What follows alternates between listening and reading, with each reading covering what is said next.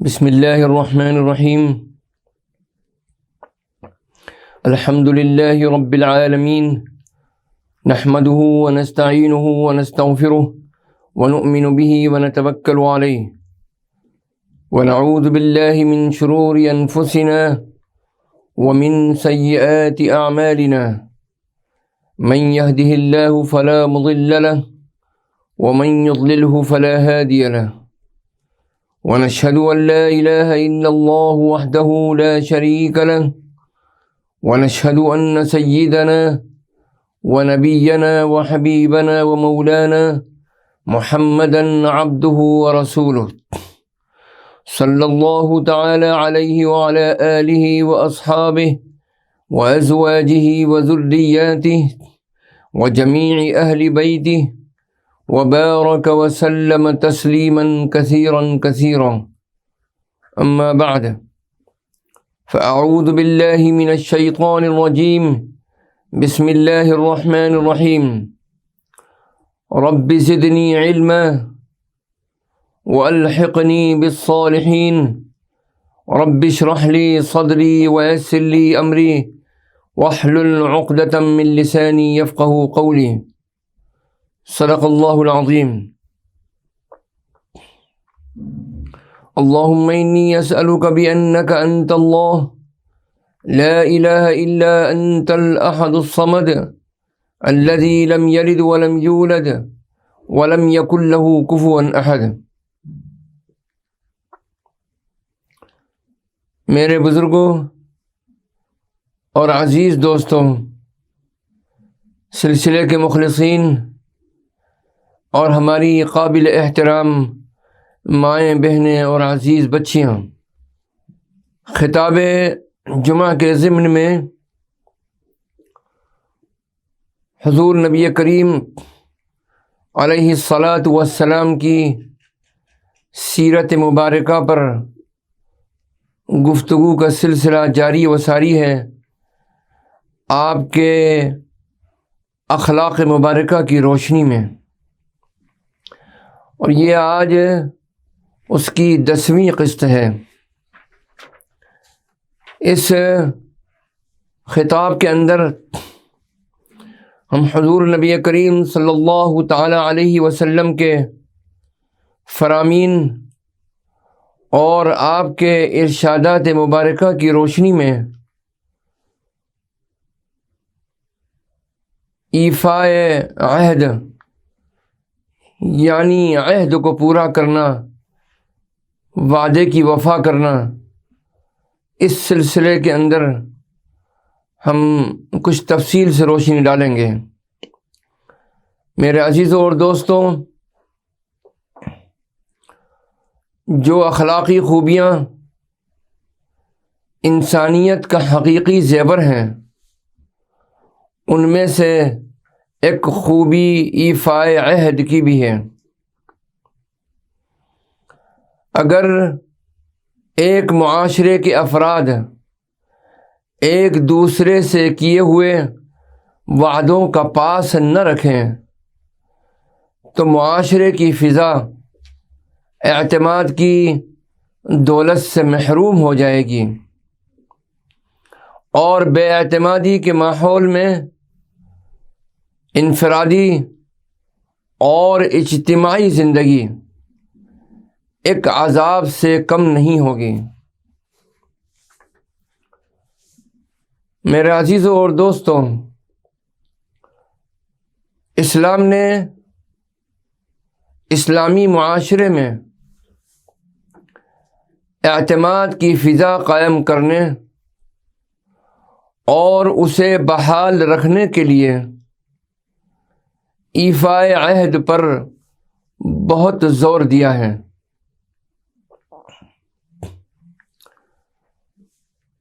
قرآن کریم میں اللہ تعالیٰ کا ارشاد گرامی ہے، سورہ بنی اسرائیل کی 34ویں آیت میں اللہ تعالیٰ ارشاد فرماتے ہیں، وَأَوْفُوا بِالْعَهْدِ إِنَّ الْعَهْدَ كَانَ مَسْئُولًا، اور پورا کیا کرو اپنے عہد کو، بے شک ان وعدوں کے بارے میں تم سے پوچھا جائے گا۔ حضور نبی کریم صلی اللہ تعالی علیہ وسلم نے اپنے متعدد ارشادات میں ایفائے عہد کی اہمیت کو بہت اجاگر کیا ہے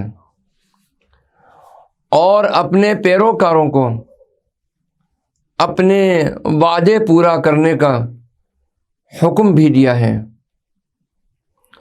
خواہ وہ وعدے انفرادی نوعیت کے ہوں یا اجتماعی نوعیت کے، اپنوں سے کیے گئے ہوں یا بیگانوں سے۔ حضور نبی کریم صلی اللہ تعالی علیہ وسلم نے وعدہ خلافی کو منافقت کی نشانی قرار دیا ہے۔ یہ بات عام طور پر دیکھنے میں آتی ہے کہ اکثر مہذب قومیں اپنے باہمی معاملات میں تو ایفائے عہد کی اہمیت پر بڑا زور دیتی ہیں اور عملاً اس پر عمل پیرا بھی ہوتی ہیں، لیکن اغیار خصوصاً اپنے دشمنوں کے معاملے میں عہد شکنی ان کے نزدیک معمول کی بات ہے۔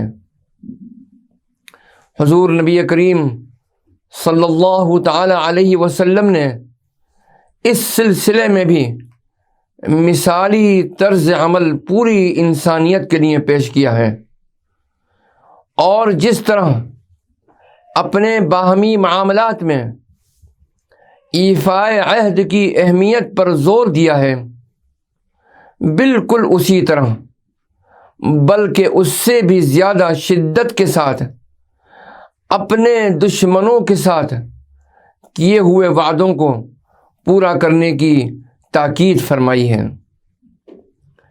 اس سلسلے میں چند احادیث مبارکہ ضرور ذکر میں آنی چاہیے تاکہ ایفائے عہد کی جو اہمیت ہے وہ سامعین پر اور ناظرین پر واضح ہو جائیں۔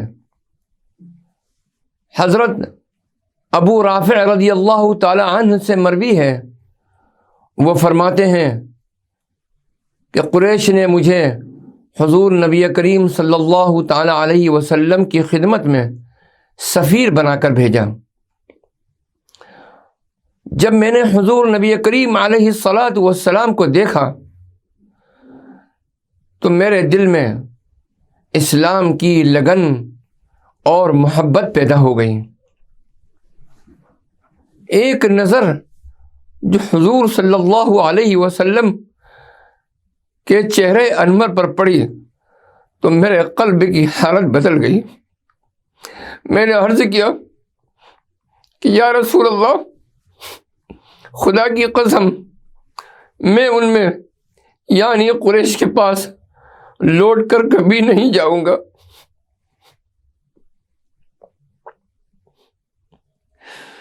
حضور نبی کریم صلی اللہ تعالی علیہ وسلم نے فرمایا، میں عہد شکنی نہیں کرتا اور نہ سفیروں کے بارے میں دغا بازی کرتا ہوں۔ تم اب لوٹ جاؤ اور تمہارے دل میں جو بات ہے اگر وہ موجود رہے تو لوٹ آنا۔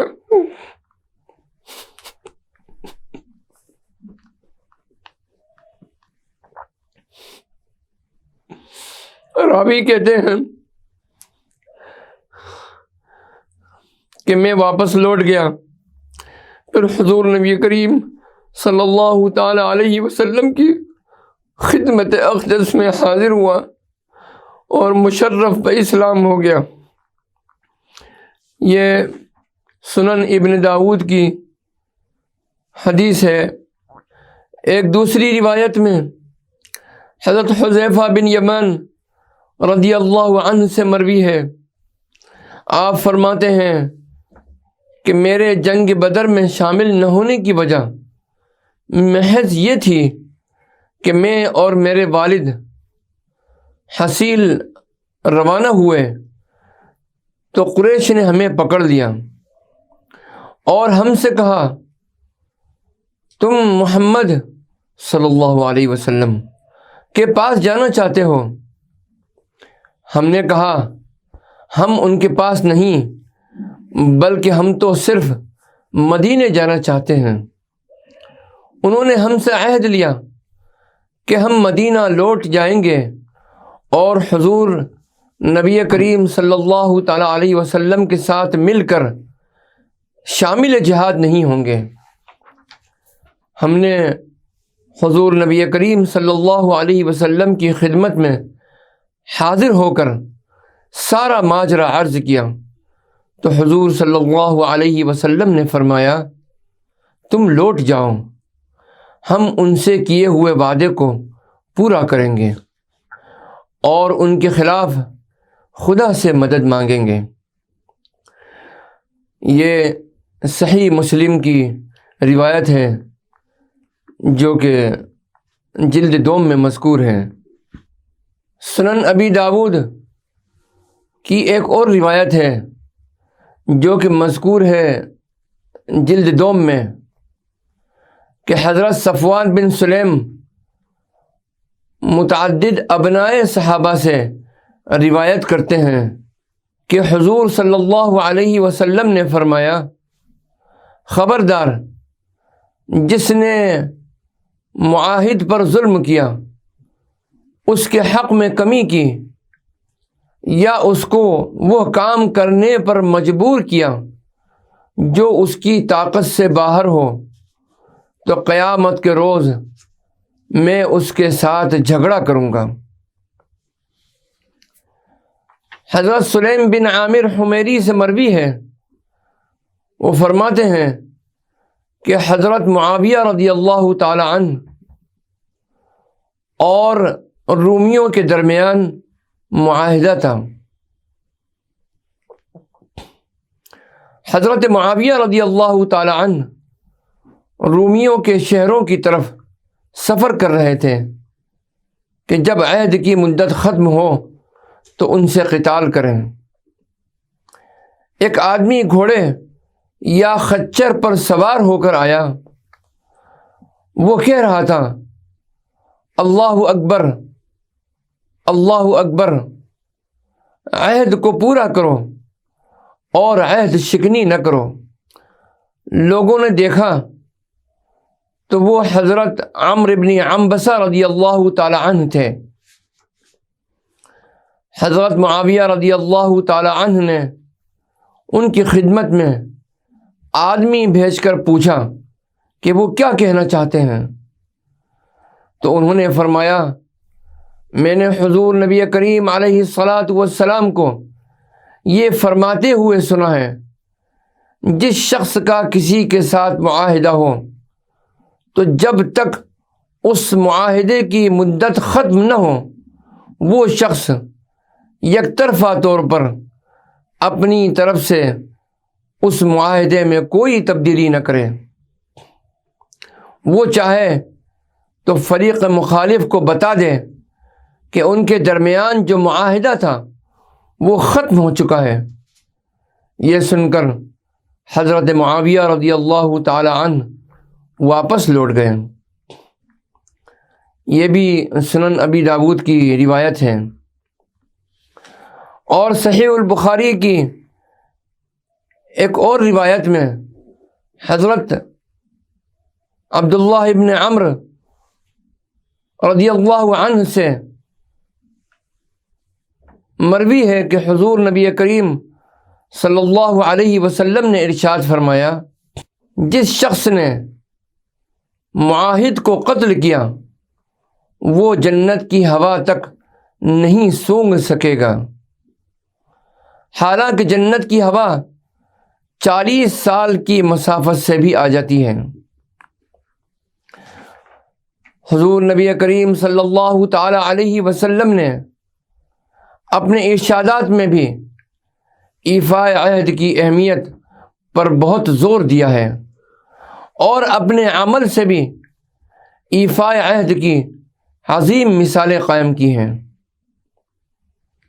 حضرت برا بن عازب رضی اللہ تعالی عنہ سے مروی ہے کہ رسول اللہ صلی اللہ علیہ وسلم نے جب عمرہ کرنے کا ارادہ فرمایا تو آپ صلی اللہ علیہ وسلم نے اہل مکہ کے پاس مکے میں داخل ہونے کی اجازت لینے کے لیے آدمی بھیجا۔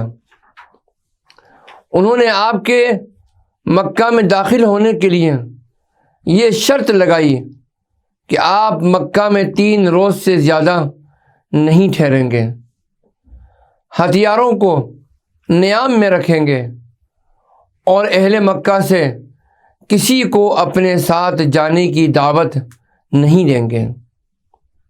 حضرت علی رضی اللہ تعالی عنہ نے ان شرائط کو لکھنا شروع کیا۔ آپ نے لکھا، یہ وہ معاہدہ ہے جو محمد رسول اللہ صلی اللہ علیہ وسلم نے کیا۔ اہل مکہ کہنے لگے، اگر ہم یہ تسلیم کرتے کہ آپ اللہ کے رسول ہیں تو ہم آپ کو مکے میں داخل ہونے سے نہ روکتے بلکہ آپ کی بیعت کر لیتے ہیں۔ اس کی جگہ آپ یہ لکھیں، یہ وہ معاہدہ ہے جو محمد ابن عبداللہ نے کیا ہے۔ آپ صلی اللہ علیہ وسلم نے فرمایا، خدا کی قسم میں محمد بن عبداللہ ہوں اور خدا کی قسم میں اللہ کا رسول ہوں۔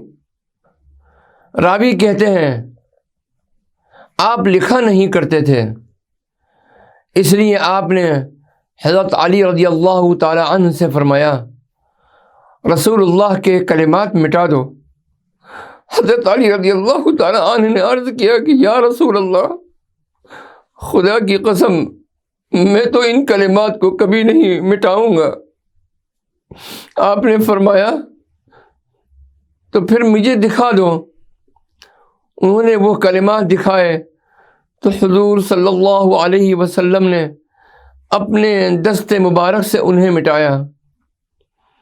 جب حضور نبی کریم صلی اللہ تعالی علیہ وسلم مکہ میں داخل ہوئے اور مقررہ دن گزر گئے تو اہل مکہ نے حضرت علی رضی اللہ تعالی عنہ کے پاس آئے اور کہنے لگے،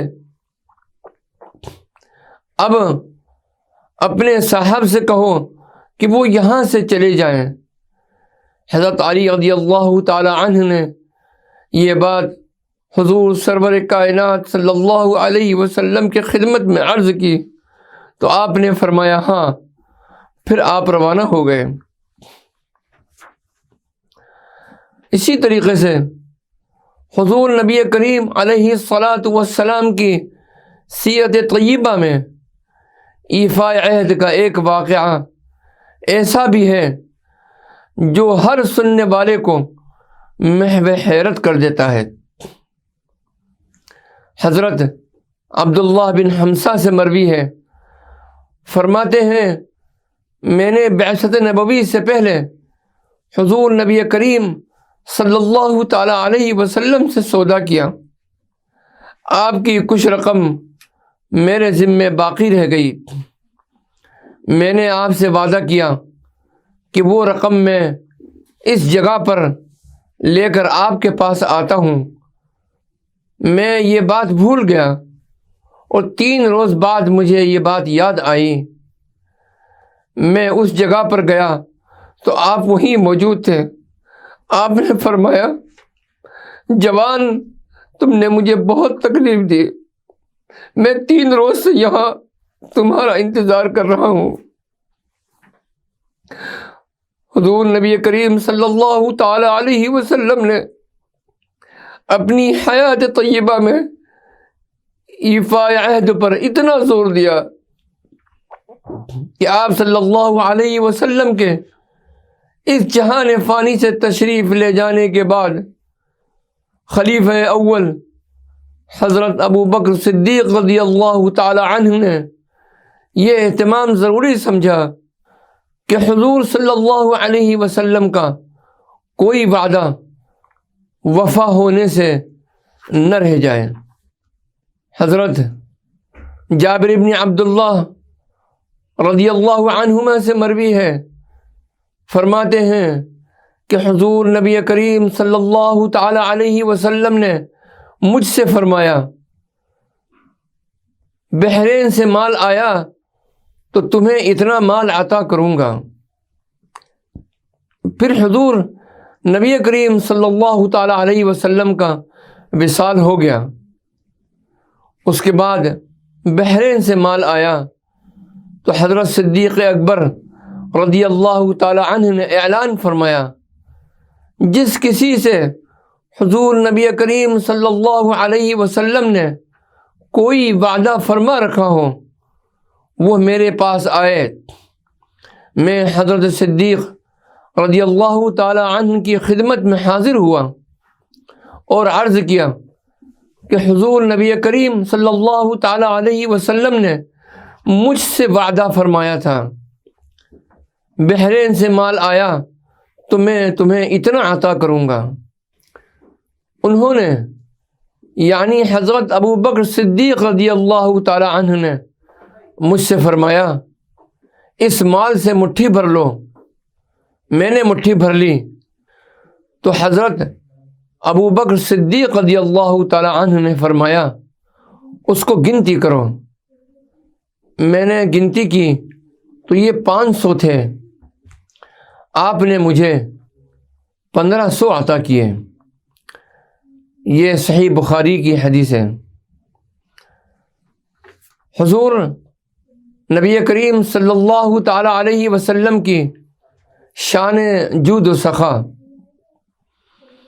انسانی کمالات میں سخاوت کا درجہ بہت بلند ہے۔ حضور نبی کریم صلی اللہ تعالی علیہ وسلم کا جس طرح دیگر اخلاقی خوبیوں میں کوئی ثانی نہیں، اسی طرح سخاوت میں بھی آپ کی شان کریمی بے مثال ہے۔ جن لوگوں نے آپ صلی اللہ علیہ وسلم کی سخاوت کے سمندر کو معجزاً دیکھا،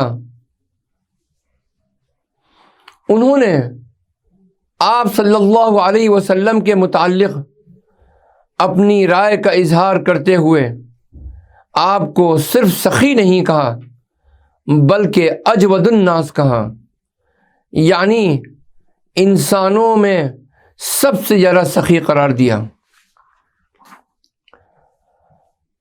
حضرت ابن عباس رضی اللہ تعالی عنہما سے روایت ہے، فرماتے ہیں کہ حضور نبی کریم صلی اللہ تعالی علیہ وسلم سب انسانوں سے زیادہ سخی تھے، اور رمضان المبارک کے مہینے میں جب جبرائیل امین آپ صلی اللہ علیہ وسلم سے ملاقات کرتے تو اس وقت آپ کی شان سخاوت میں مزید اضافہ ہو جایا کرتا تھا، اور جبرائیل امین رمضان المبارک کی ہر رات میں آپ صلی اللہ علیہ وسلم سے ملاقات کرتے تھے اور آپ کے ساتھ قرآن کا دور کیا کرتے تھے۔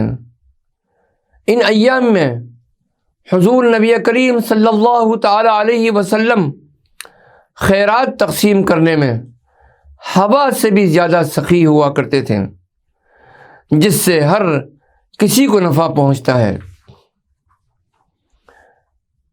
حضرت انس بن مالک رضی اللہ تعالی عنہ سے مروی ہے، یہ روایت بھی صحیح البخاری کی جلد اول میں ہے۔ آپ فرماتے ہیں کہ حضور نبی کریم صلی اللہ تعالی علیہ وسلم سب انسانوں سے زیادہ حسین تھے۔ آپ صلی اللہ علیہ وسلم سب انسانوں سے زیادہ سخی تھے، اور آپ صلی اللہ علیہ وسلم سب انسانوں سے زیادہ بہادر تھے۔ جن لوگوں نے حضور نبی کریم علیہ الصلاۃ والسلام کے متعلق ان تاثرات کا اظہار کیا ہے، انہوں نے محض جوش عقیدت کی بنا پر یہ بات نہیں کہی، بلکہ حضور نبی کریم صلی اللہ تعالی علیہ وسلم کی زندگی کا ایک ایک لمحہ ان کے اس بیان کی صداقت کی دلیل ہے۔ آپ صلی اللہ علیہ وسلم جب خدا داد مال کو تقسیم کرنے پر آتے تھے تو اس مال سے کچھ بچا کر رکھنا آپ کی شان سخاوت کو گوارا نہیں تھا۔ سبحان اللہ۔ ایک دوسری روایت میں حضرت انس بن مالک رضی اللہ تعالی عنہ ارشاد فرماتے ہیں کہ حضور نبی کریم صلی اللہ تعالی علیہ وسلم کی خدمت میں بحرین سے مال آیا۔ حضور صلی اللہ علیہ وسلم نے ارشاد فرمایا کہ اس کو مسجد میں پھیلا دو۔ یہ حضور نبی کریم صلی اللہ علیہ وسلم کی خدمت میں آنے والا سب سے زیادہ مال تھا۔ حضور نبی کریم صلی اللہ علیہ وسلم نماز کے لیے باہر تشریف لائے اور آپ نے اس مال کی طرف توجہ نہیں فرمائی۔ جب آپ نماز سے فارغ ہوئے تو اس مال کے پاس آ کر بیٹھ گئے۔ آپ کو جو بھی نظر آتا تھا آپ اس کو مال عطا فرما دیتے ہیں۔ اسی اثنا میں حضرت عباس رضی اللہ عنہ تشریف لے آئے۔ آپ نے عرض کیا کہ یا رسول اللہ مجھے بھی عطا فرمائیے، کیونکہ میں نے جنگ بدر کی اسیری سے رہائی کے لیے اپنا فدیہ بھی ادا کیا ہے اور عقیل کا فدیہ بھی ادا کیا ہے۔ حضور نبی کریم صلی اللہ علیہ وسلم نے فرمایا لے لو۔ انہوں نے اپنے ہاتھ سے اپنے کپڑے میں مال ڈالا، پھر اس کو اٹھانے کی کوشش کی تو نہ اٹھا سکے۔ انہوں نے عرض کیا یا رسول اللہ کسی کو حکم دیجئے کہ وہ یہ مال اٹھانے میں میری مدد کرے۔ آپ نے فرمایا نہیں۔ انہوں نے عرض کیا کہ پھر آپ خود ہی یہ مال مجھے اٹھوا دیں۔ آپ صلی اللہ علیہ وسلم نے فرمایا نہیں۔ پھر انہوں نے اس مال میں سے کچھ نکالا، پھر اس کو اٹھا کر کندھے پر ڈالا اور تشریف لے گئے۔ حضور صلی اللہ تعالی علیہ وسلم ان کی اس حرص پر حیران ہو کر ان کی طرف دیکھتے رہے حتیٰ کہ وہ اوجھل ہو گئے۔ حضور نبی کریم صلی اللہ تعالی علیہ وسلم اس وقت تک وہاں سے نہ اٹھے جب تک کہ وہاں ایک درہم بھی موجود تھا۔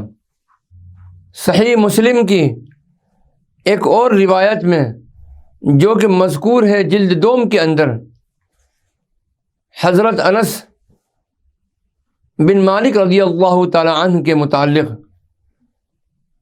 وہ فرماتے ہیں حضور نبی کریم صلی اللہ تعالی علیہ وسلم سے کسی نے اسلام لانے پر جو چیز بھی طلب کی آپ صلی اللہ علیہ وسلم نے اسے وہ چیز عطا فرما دی۔ آپ فرماتے ہیں ایک شخص آپ کی خدمت میں حاضر ہوا۔ آپ صلی اللہ علیہ وسلم نے دو پہاڑوں کے درمیان جتنی بکریاں موجود تھیں وہ سب ان کو عطا فرما دیں۔ وہ شخص لوٹ کر اپنی قوم کے پاس گیا اور ان سے کہا اے میری قوم اسلام قبول کر لو، کیونکہ محمد صلی اللہ علیہ وسلم اتنا عطا فرماتے ہیں کہ پھر فاقے کا اندیشہ نہیں رہتا ہے۔ سبحان اللہ، کیا شان سخاوت تھی حضور نبی کریم صلی اللہ علیہ وسلم کی۔ اللہ یہ شان سخاوت پوری امت مسلمہ کو عطا فرما دے۔ حضرت ابو سعید خدری رضی اللہ تعالی عنہ سے مروی ہے، فرماتے ہیں انصار کے کچھ لوگوں نے حضور نبی کریم صلی اللہ علیہ وسلم سے سوال کیا، آپ صلی اللہ علیہ وسلم نے ان کو عطا کیا۔ انہوں نے پھر سوال کیا، آپ صلی اللہ علیہ وسلم نے ان کو پھر عطا فرمایا، حتیٰ کہ آپ کے پاس جو مال تھا وہ ختم ہو گیا۔ پھر حضور نبی کریم صلی اللہ علیہ وسلم نے فرمایا، میرے پاس جو مال بھی ہوگا وہ میں تم سے بچا کر ذخیرہ نہیں کروں گا۔ ہاں البتہ جو شخص سوال کرنے سے بچنے کی کوشش کرے اللہ تعالیٰ اس کو سوال کرنے سے بچا لیتا ہے، اور جو اپنے غنی ہونے کا تأثر دے اللہ تعالیٰ اس کو غنی کر دیتا ہے۔ سبحان اللہ، سبحان اللہ۔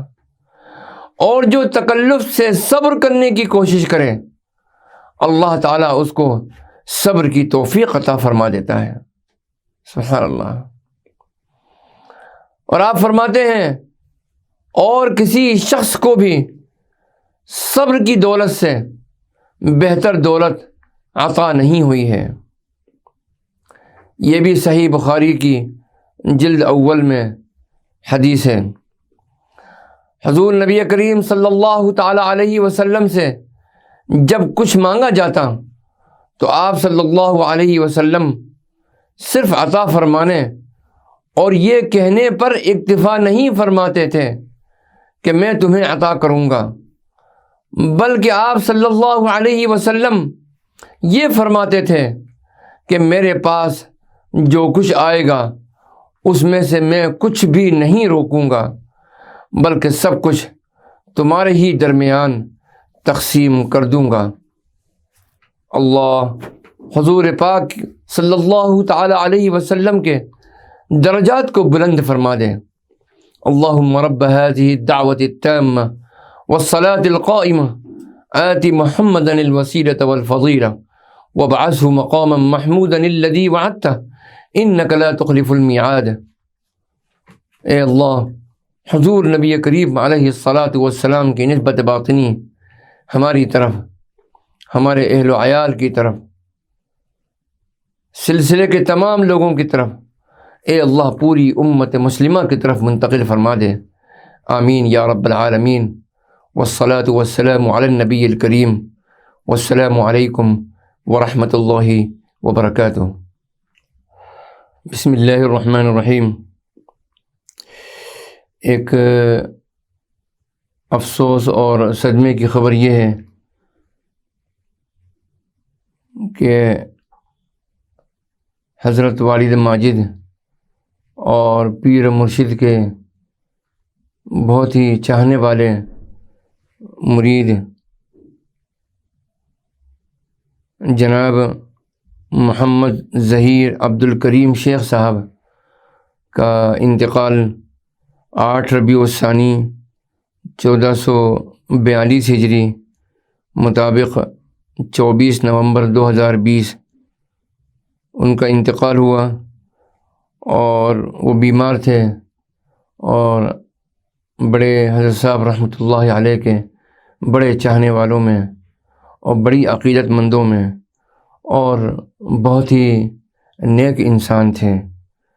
اللہ تعالیٰ سے دعا ہے کہ اللہ ان کی مغفرت فرمائے اور ان کے درجات کو بلند فرمائے اور ان کے تمام پسماندگان کو صبر جمیل عطا فرما دے۔ ان کے پسماندگان میں ان کی اہلیہ اور 3 صاحبزادے اور 1 صاحبزادی ہیں۔ آپ سبھی حضرات سے یہ درخواست ہے، سامعین سے اور ناظرین سے، کہ آپ بھی دعا فرمائیں ان کی مغفرت کے لیے، اور ہم بھی دعا کرتے ہیں اللہ تعالیٰ ان کے ساتھ میں اپنی رضا کا اور خوشنودی کا معاملہ فرما دے۔ آمین یا رب العالمین۔ بسم اللہ الرحمن الرحیم۔ صلی اللہ علی حبیبہ محمد وآلہ وسلم۔ اعوذ باللہ من الشیطان الرجیم۔ بسم اللہ الرحمن الرحیم۔ الحمد للہ رب العالمین، الرحمن الرحیم، مالک یوم الدین، إياك نعبد وإياك نستعين اهدنا الصراط المستقيم صراط الذين أنعمت عليهم غير المغضوب عليهم ولا الضالين آمين۔ بسم الله الرحمن الرحيم۔ قل هو الله أحد الله الصمد لم يلد ولم يولد ولم يكن له كفوا أحد۔ قل هو الله أحد الله الصمد لم يلد ولم يولد ولم يكن له كفوا أحد۔ قل هو الله أحد الله الصمد لم يلد ولم يولد ولم يكن له كفوا أحد۔ بسم الله الرحمن الرحيم۔ صلی اللہ علی حبیبہ محمد وآلہ وسلم۔ یا الہی اس کو ہمارے حضور نبی کریم صلی اللہ تعالی علیہ وسلم کے وسیلے میں قبول فرما، اور اس کا ثواب مرحوم محمد ظہیر عبد الکریم شیخ کو پہنچا دیں۔ یا الہی ان کی مغفرت فرما، اے اللہ ان کے درجات کو بلند فرما، ان کے قبر کے اور حشر کے معاملے کو اے اللہ آسان فرما، ان کی قبر پر اپنے انوار و برکات کی بارش فرما، میدان حشر میں بار الہا ان کو دہنے ہاتھ میں نامہ اعمال عطا فرما۔